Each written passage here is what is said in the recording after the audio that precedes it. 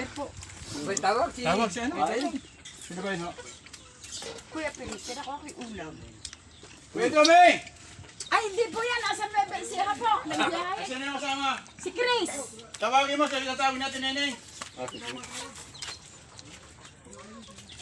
Akin, itatanggalan na rin.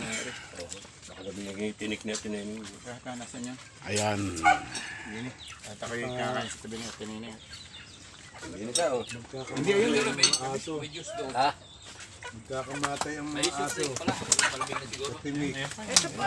Ayan. Ito po. Ayan.